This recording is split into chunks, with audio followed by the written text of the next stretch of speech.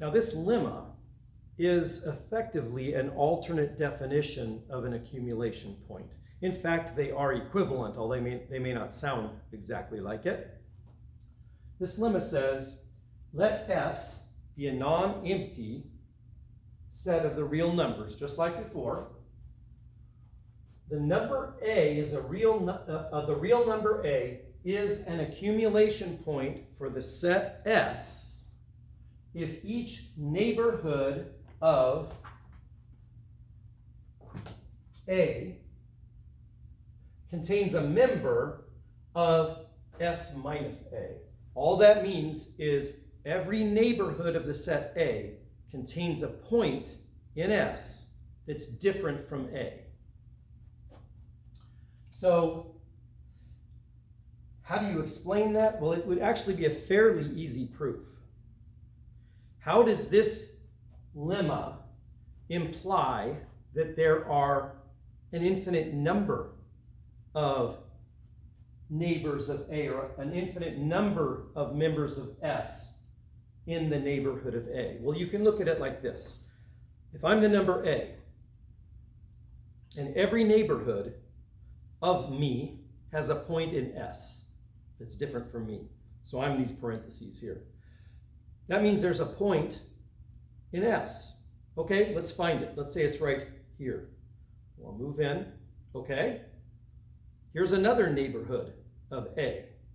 And this neighborhood contains one. And so does this neighborhood, and this neighborhood, and this neighborhood, and this neighborhood, and this neighborhood.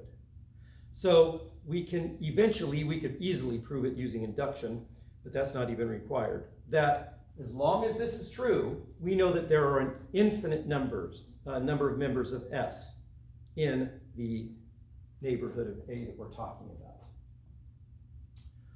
Okay, to show, this is our previous example, to show that 0 is an accumulation point of this set, let epsilon greater than 0 be given, because I'm going to show that it doesn't matter what epsilon is. I'm going to find an element of S in the neighborhood A minus epsilon to A plus epsilon. All right, well, let's choose capital N in the natural numbers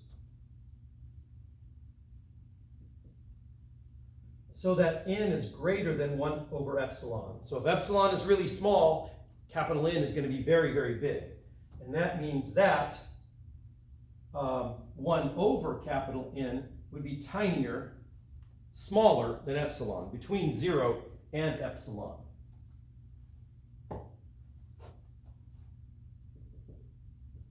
Since that 1 over n is in the interval 0 minus epsilon to 0 plus epsilon, which I should have just written like negative epsilon to positive epsilon, we're done.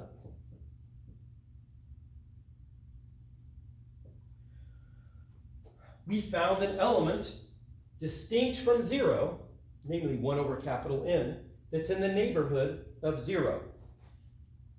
And I think I'll just make a note. We really are done there, but note that 1 over capital N in this interval